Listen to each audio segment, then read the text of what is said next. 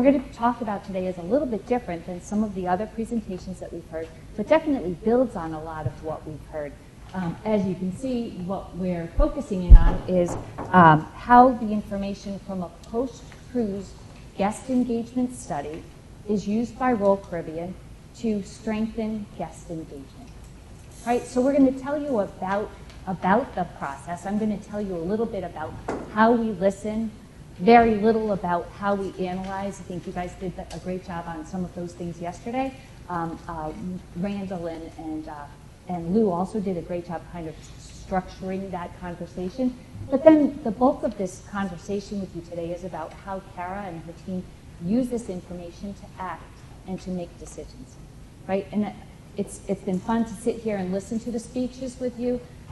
We're presenting a couple of examples and case studies to you, but we're really looking forward to some interaction and engagement with you based on the situations and the challenges that you face, right? So that's what we'll do today. But I'm also happy that we're at this position in the agenda because I think part of what Chuck talked about this morning in terms of making customer experiences successful by needing to define what experience it is that you're going to be delivering, for whom, and how that experience is differentiated from competitors is really kind of, it helps us kind of lead into the way that we've been thinking about this program with Royal and the extent to which Royal needs to offer a differentiated experience in order to ensure guest engagement. Right? So I think that provides a really nice foundation for us. He also warned if leaders in the organization aren't engaged with your customers and their experience, then there's a real disconnect and a real fear that they're not understanding the true story. So we'll talk about how Kara helps to make that linkage to senior management. So as I mentioned, I'll kick off the presentation. I'll start off by talking about how we listen, how we analyze, and then I'll kick it over to Kara. She's going to talk about how she uses the information for action. So I think Jeff had introduced us a bit last night. We have the information on places to go in Boston, so if you have some time tonight, please stop by our booth. We're a full-service company located just a mile or so away. We specialize in customer experience and loyalty, but also do product development, segmentation, and brand work. I lead the travel and entertainment practice, as you heard.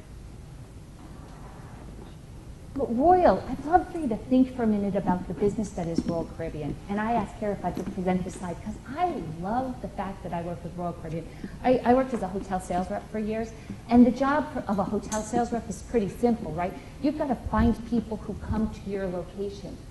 These guys, they've got 22 ships sailing to 233 destinations in 72 countries across 6 continents.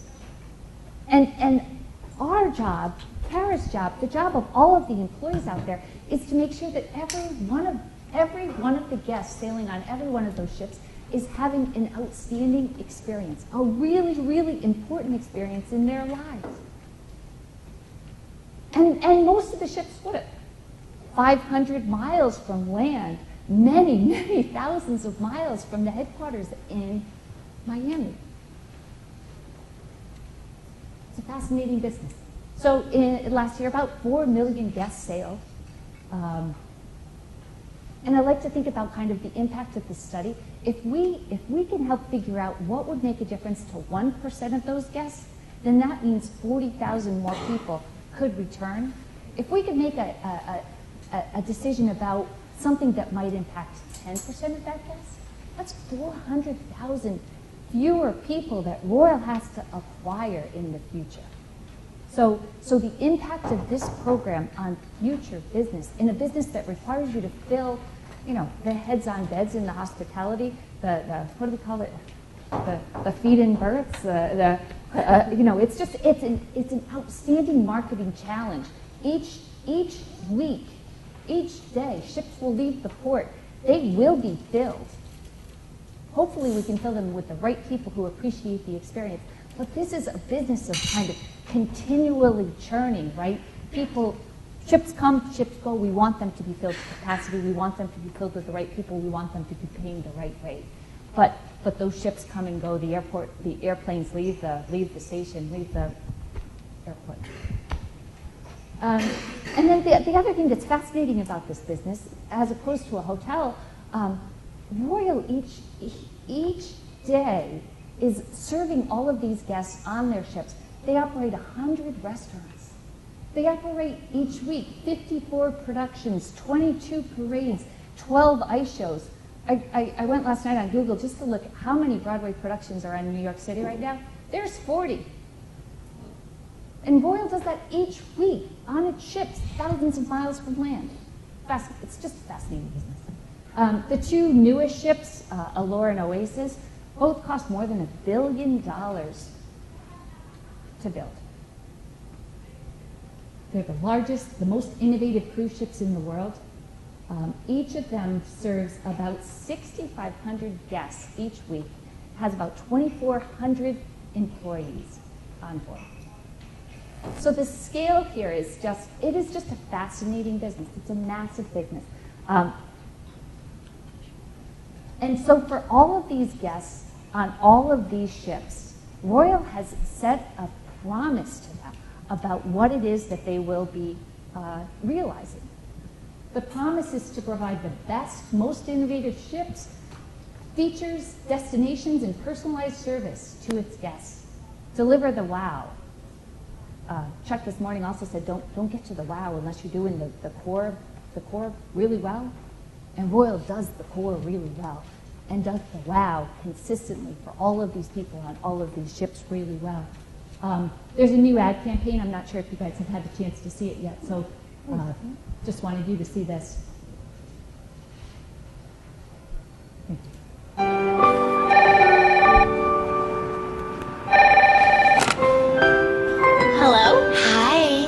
This is the sea calling. I'm talking to the sea? Is this for real? Yeah.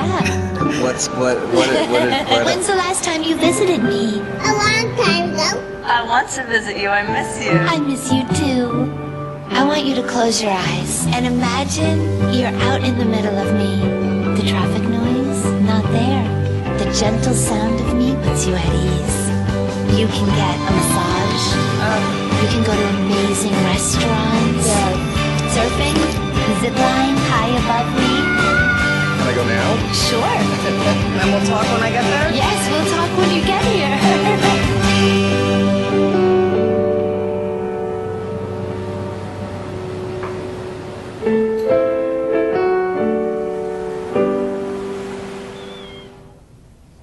So one of the things that I don't think that we've talked a lot about in this conference so far is the promise that gets made and the extent to which the customer experience then needs to be delivered, as it's experienced.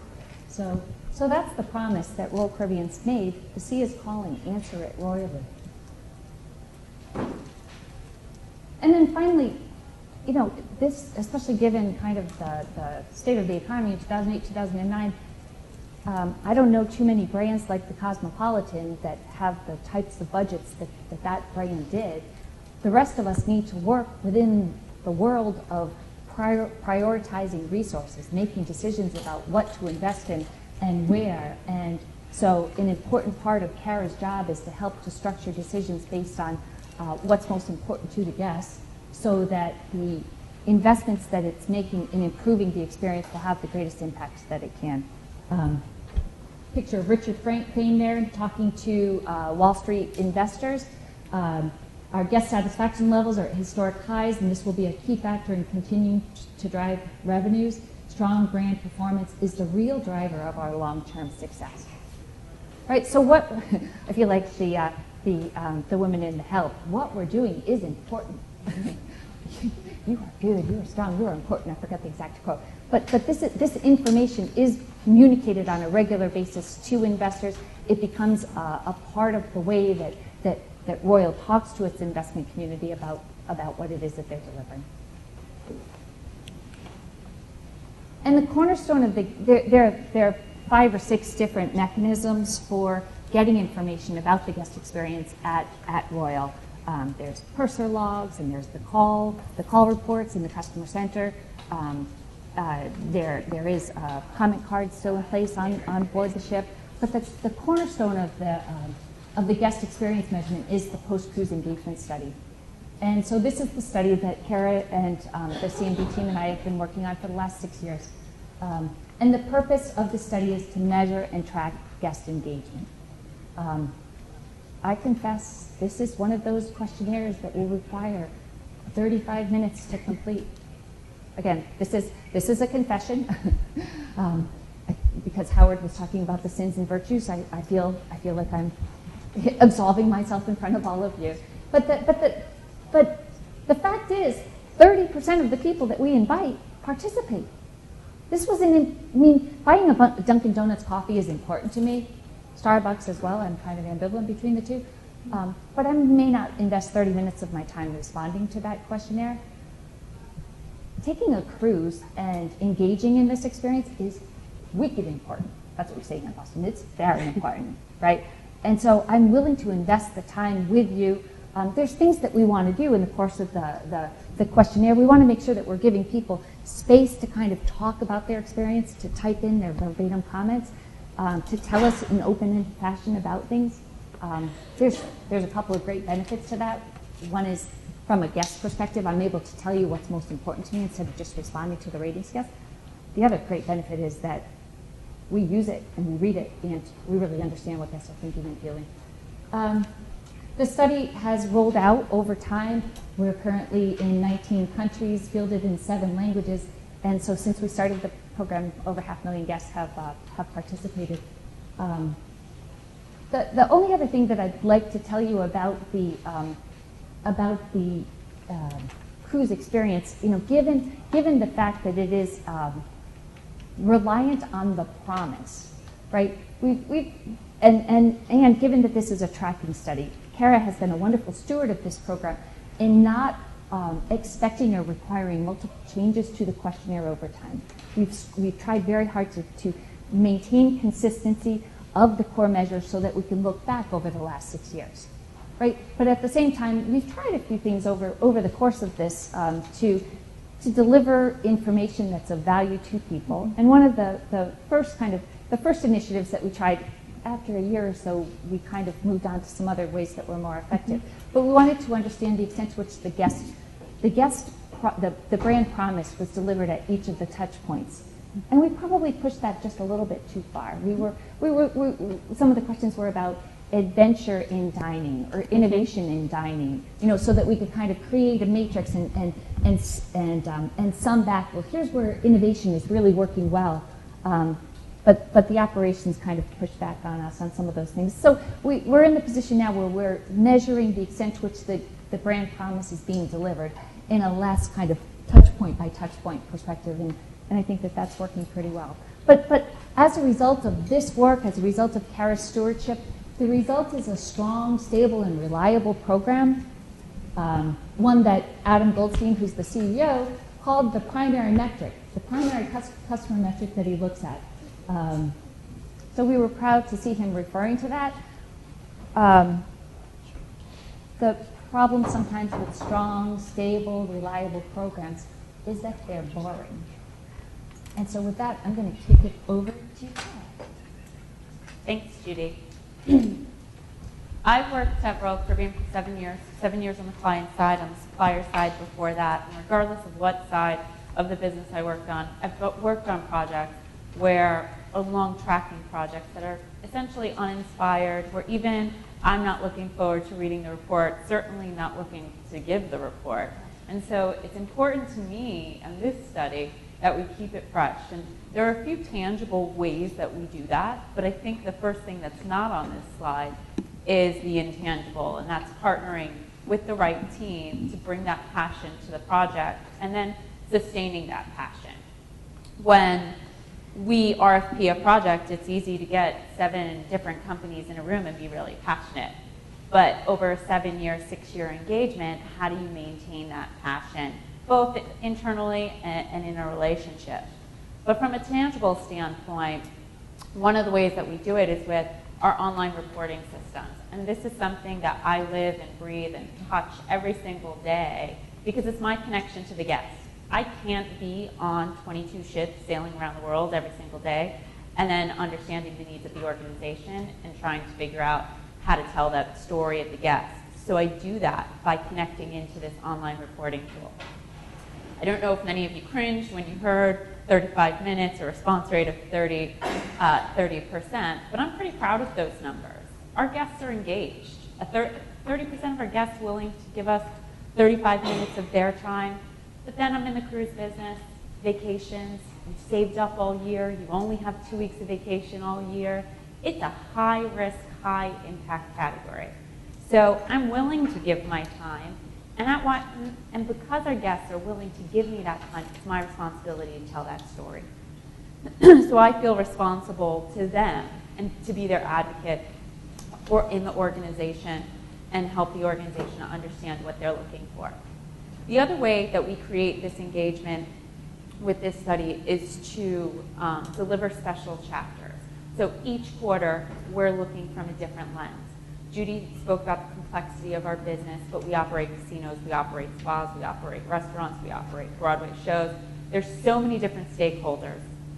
We're living in a complex world. The stakeholders all have different objectives and agendas that we need to look at this from different lenses. And we have the ability, with a long questionnaire and with the passion and the rigor, to investigate different dynamics of the business, to always keep it fresh and new, and so that it doesn't become the same 50-slide report with the same measures each quarter after quarter after quarter.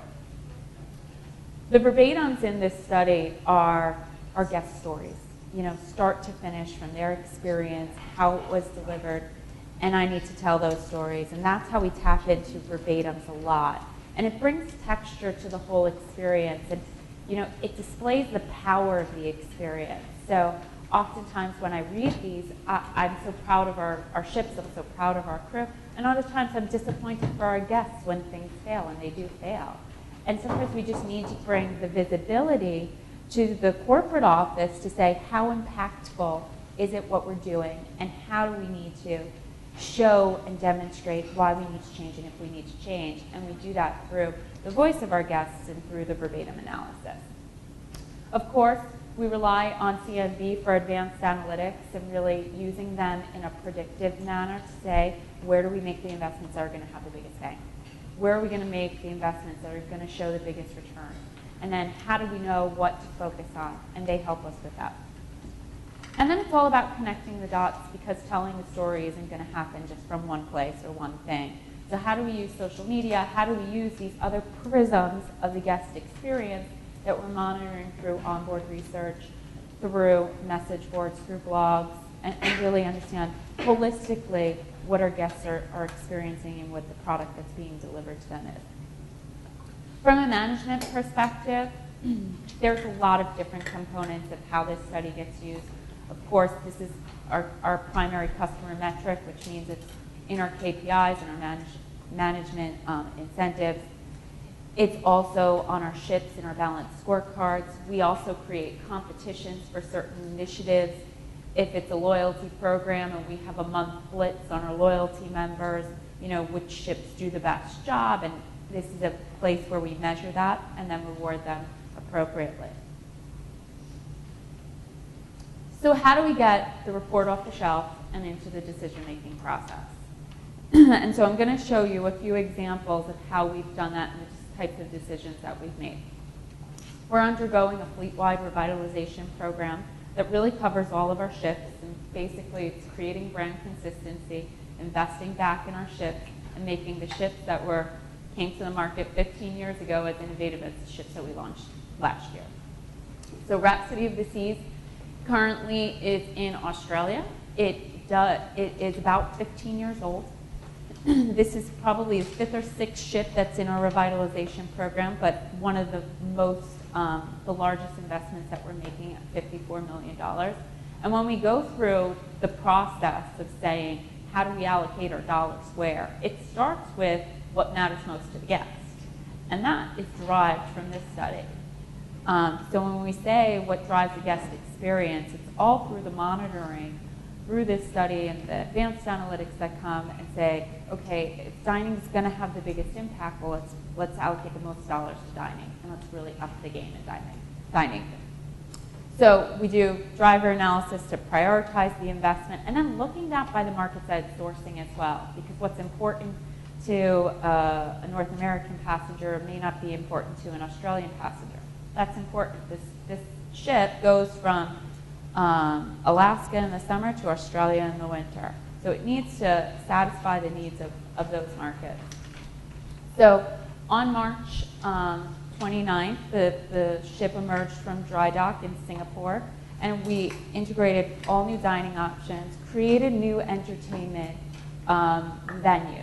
And as an innovative company, we needed to stretch the boundaries in terms of how we were delivering entertainment. Basically, we took what was a 10-deck high atrium and created a vertical theater with aerialists and lighting shows and creating surprise experiences for our guests. And in addition to doing the fundamentals, which was upgrading all of our staterooms and basically gutting them and redoing them, and that was basic maintenance that had to be done anyway. So as we move forward, the question always is how well was our investment spent and how well are the ships performing?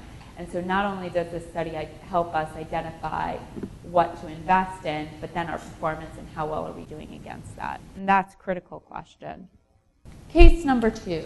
So Royal Caribbean has expanded globally and is the largest global cruise brand today, but that has been a very rapid growth. So in 2008 was probably our first stroke at sending a ship to the UK market and dedicating it there to source primarily UK guests. And we made few slight adaptations. We put kettles in the rooms, and they were very happy with that. But we also had some misses, and we needed to learn along the way on how to adapt the product for a global audience or for a single source market. So if you're in Europe and you're likely to be a soccer fanatic and you go on vacation and your team's in the finals, then you get on board and we don't have it. We don't broadcast it. International broadcasting rights, we struggle with that. The ships are at sea. So we knew we weren't delivering. And believe me, the UK guests are very vocal, very vocal. So, after a season there, we need to look at the scores and say, how can we make this a more relevant product for the audience? And one of the things that really emerged was our programming, our television, and really focused on soccer. It's part of the cultural DNA of that market. And we needed to figure out how to secure the rights and get it on the ships at the right time so that they can feel that culture or attachment to home, even though they're on a cruise.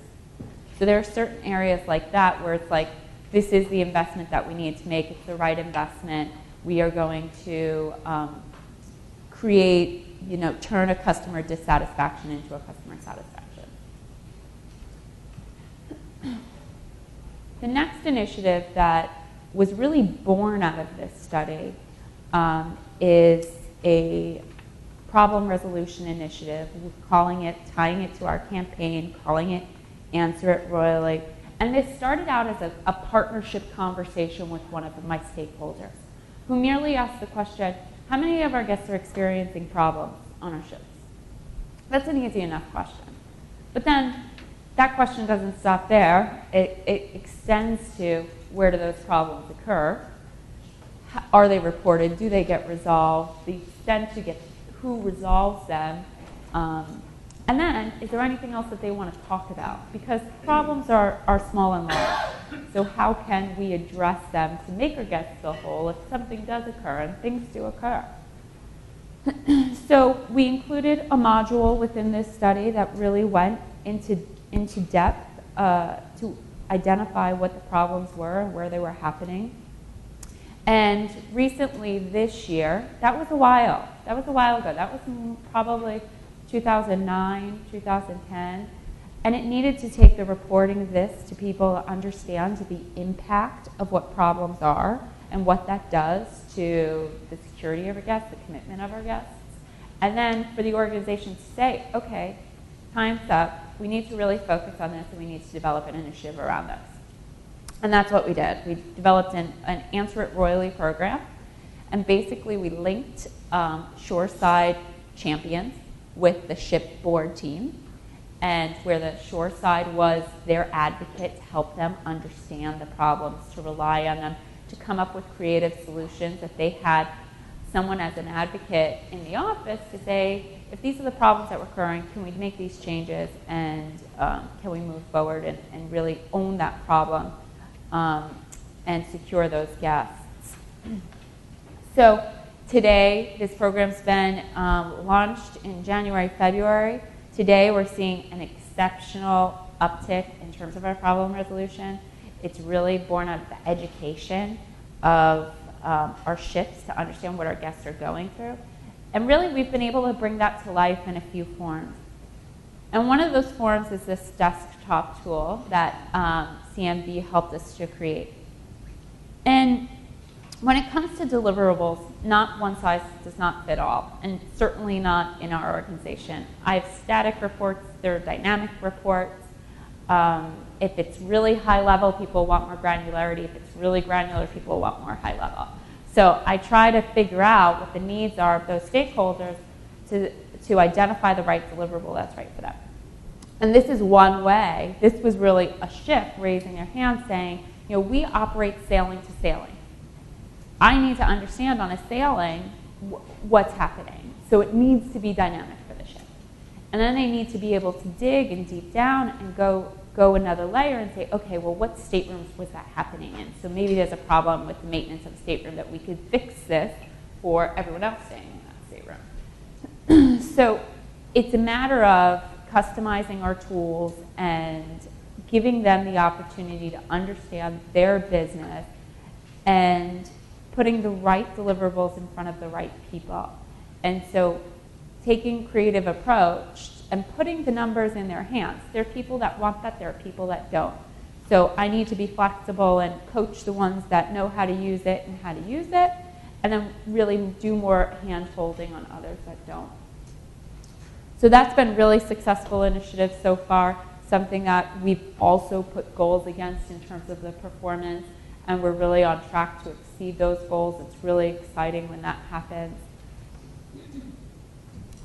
And back to Judy in terms of how this partnership works and some of the keys to making it successful.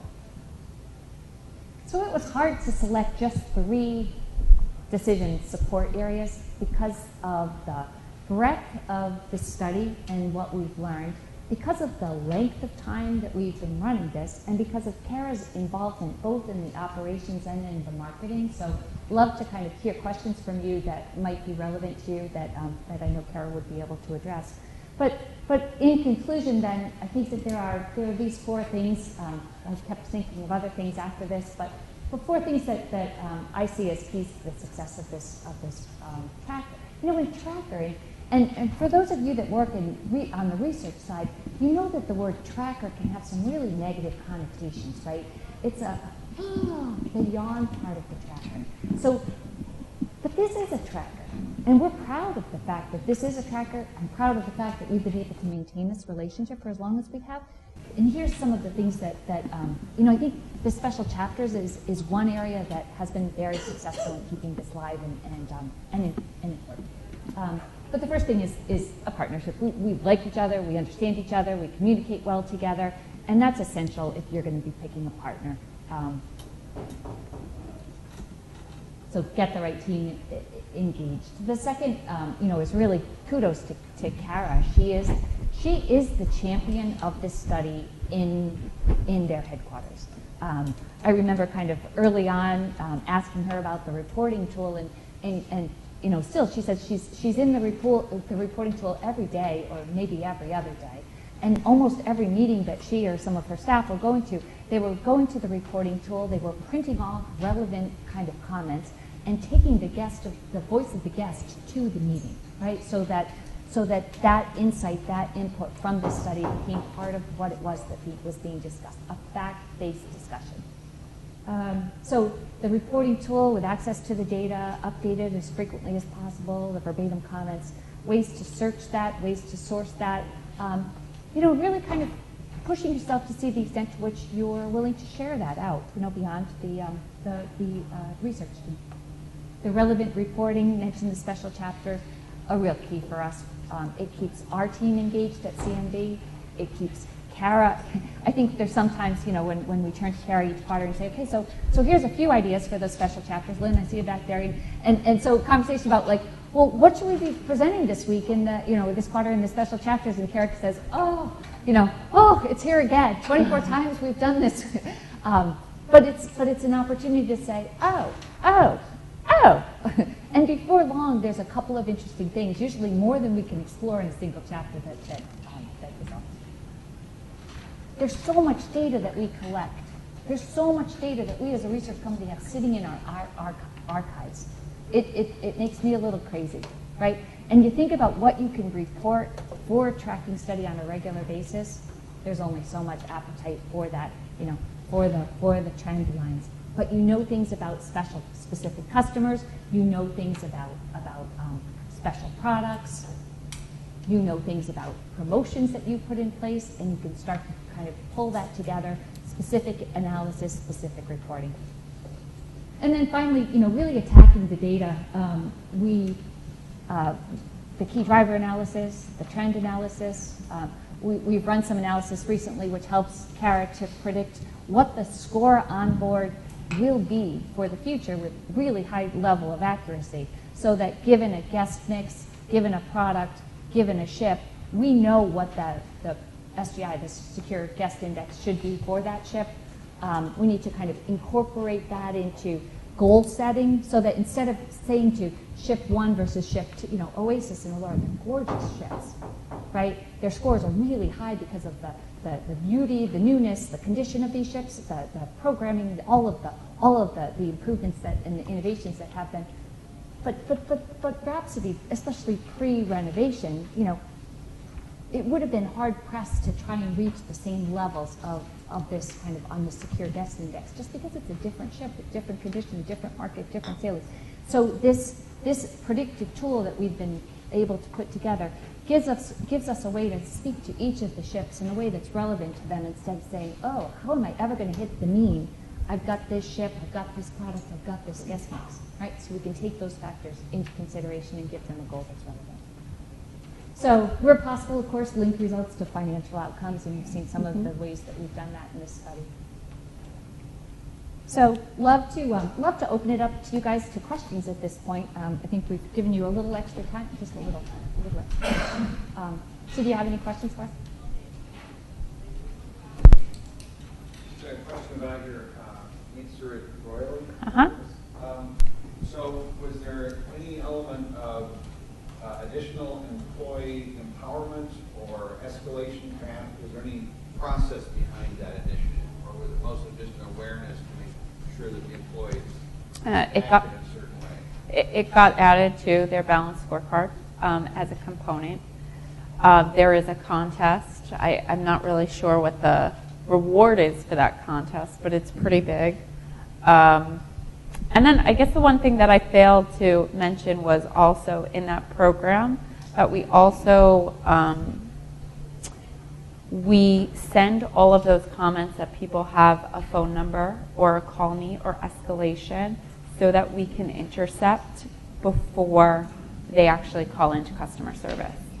So that is another component on how the shore side, the onboard, the call centers are all interacting together and utilizing a source of data to resolve problems, and then get to the root cause of problems, and then to intercept them before they become true complaints.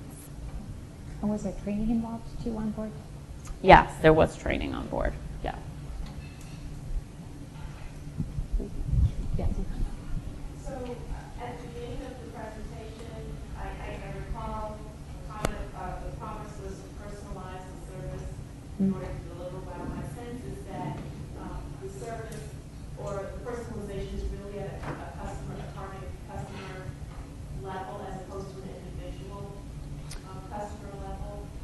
And my thought is, if it's at that customer or that target customer level, or when you're striving, that individual consumers' preferences may change, or your repeat customer preferences may change from one visit to another.